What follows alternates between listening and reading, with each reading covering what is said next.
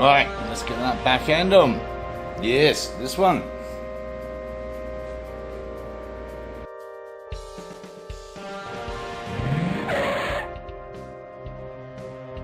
So for this little exercise we are using the motorcycle jack. You'll see it's got like two ramps either side, which hopefully will hold that kind of square when we lift the back end up.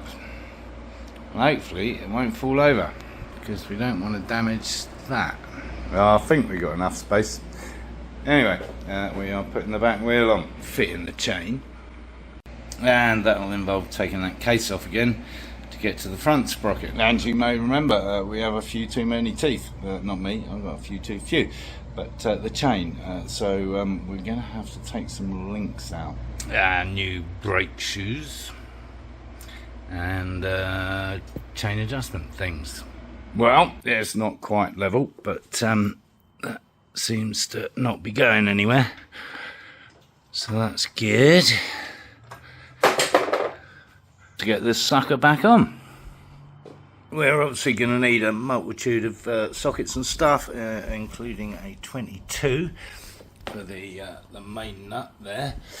We'll probably need some split pins at some stage, and it's just a question of getting the sequence right and getting all the spacers and stuff in the right place. Probably going to need our trusty Thor rubber hammer as well to gently knock that through, because it's a little bit precarious perched up there.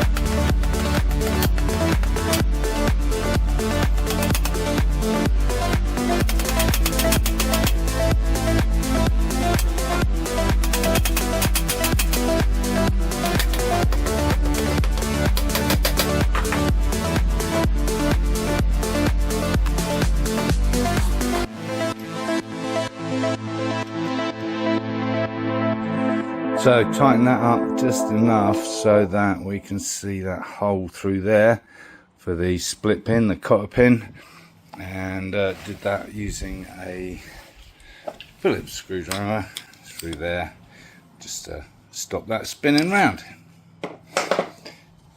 You'll have noticed I put this on first, obviously, because otherwise you won't get it in there once the wheel's back on. And I actually took a measurement of what that was. It was 31 mil. So we'll see at the back here. I don't think it's going to need to be that tight. So next up, I need to just rotate the wheel around to align that with this. Unless we can actually rotate the hub. Yeah, we can. Lovely. Alright. And then this special bolt goes through the back of this piece. There's a little flat surface for that to lock to. And we can tighten that up. Well, of course there's a spoke in the way. There you go. Lovely. Strange looking washer, bit of rubber, and nut. Not a very nice one. Sure, we got a nice one.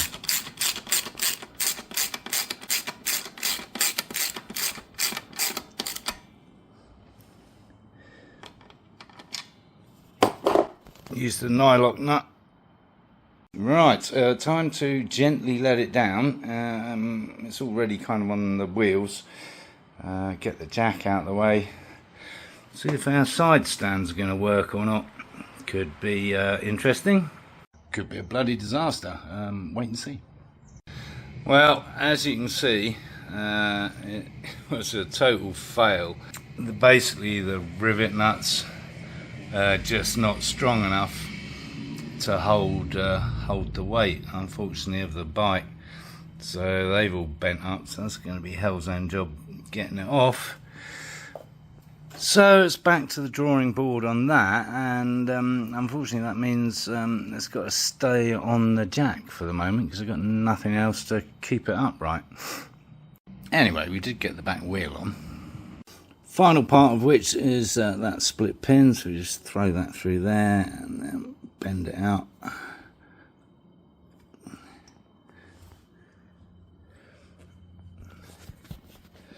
So that don't go anywhere.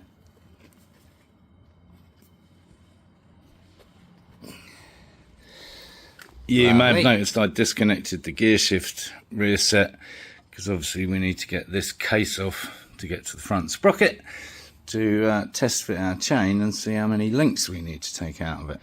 So the temporary solution for the side stand is to put it back where it belongs on the original factory mount, which isn't going to work with the rear sets, but at least it means while we're working on it we've got something to stand it on. Right, so that's that case off, so we can get access to the front sprocket, size up this chain.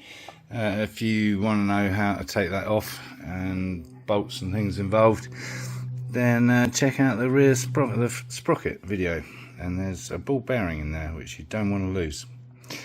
Anyway, let's see what this chain looks like.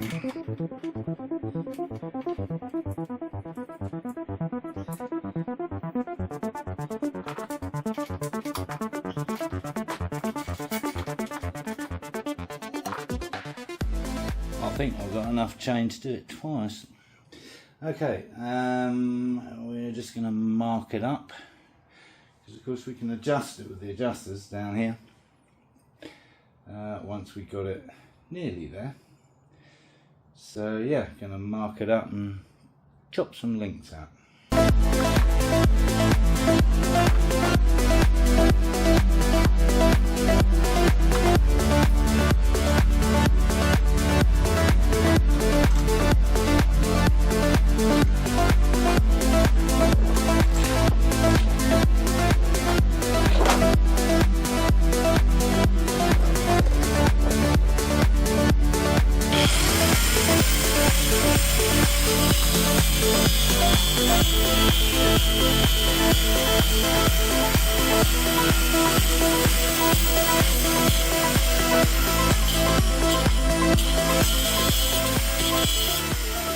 Getting there.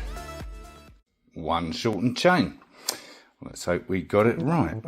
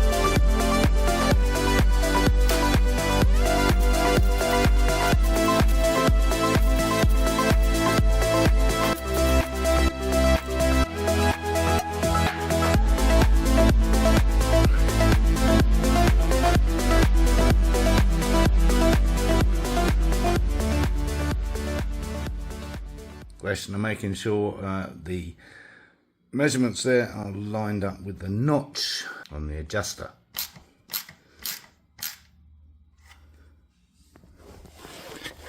And of course, they're even both sides.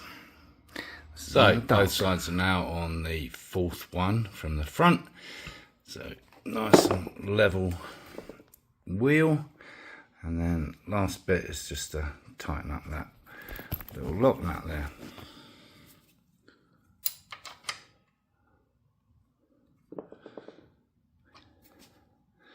Done. One new chain fitted and tensioned. Always leave a little bit of slack, don't over tighten it obviously, refer to the manual if necessary to see what kind of sag or drop you should have. If in doubt, it's usually between like 1/2 inch and 1 inch, just enough to not put pressure on the sprockets. Right, well that's the back end buttoned up, all refurbished, time to tackle the other end. So stay tuned. Thanks for watching the video. If it was any good, give it a thumbs up. If you want to see the next one, subscribe down here somewhere if you haven't already. And of course, encourage others to watch my lunacy.